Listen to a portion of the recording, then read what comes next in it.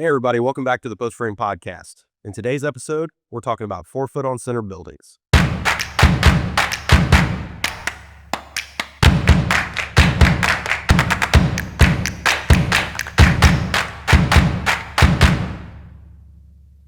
I know we get a lot of comments on our videos, some of our photos. Let me guess. It's probably downplaying our 8-foot on center and saying 4 foot's the cat's meow. Or You got it. that is such an old saying.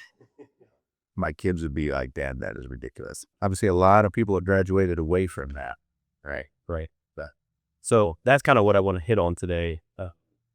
I know we've done a comparison video before, like 4-foot versus 8-foot, but if you could kind of dive in a little bit more into that, like we can start out with the who. Who is that? Who is that for? Like who offers that? Yeah, well, that's actually a great question. Yeah, because not everybody does 4-foot on center, right? It's obviously a fairly wide application in our industry, but by no means does everybody do it. We obviously don't. I'd say who typically offers that is normally going to be your local lumber yard, and this isn't exclusive, but this is going to be the lion's share on average, right? You're going to see if you're a customer and you go out and get multiple quotes, if you call up the local, I'll just say lumber yard that offers a post frame package, more than likely it's 4-foot on center designed building.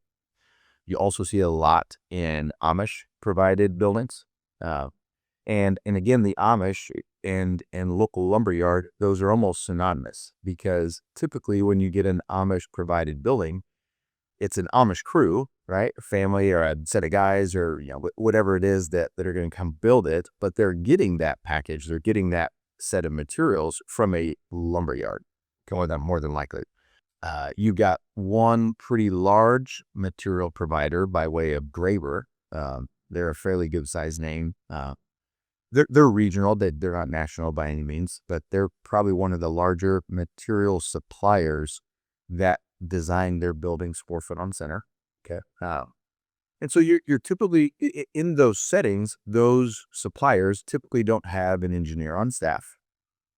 And so they supplied that makeup or that setup because it dates back pretty old. So local lumberyard is typically where you're going to see that. Okay. You get to some of the more regional names, national names, bigger brand name building providers. So that'd be Buildings, Lester, Wick, Cleary, FBI. Those are probably some of the most notable names that cover a pretty wide geography. They've gone away from that, right? And so Morton is uniquely enough 7.5-foot on center. A lot of the industry, FBI included, is 8-foot on center. Lester does a fair amount of 10-foot on center, as does Cleary.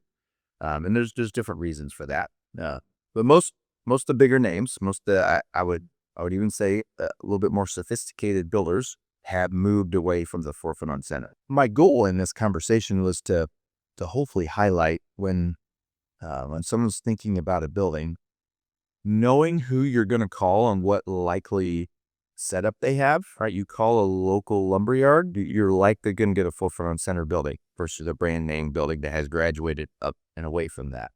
Also, hopefully helping people understand that there is a reason that builders have gone away from that.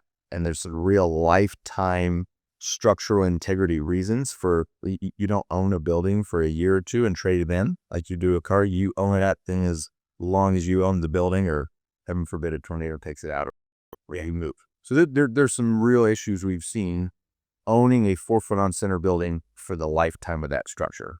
When storm damage stuff happens, just normal wear and tear of structural load is starting to become an issue.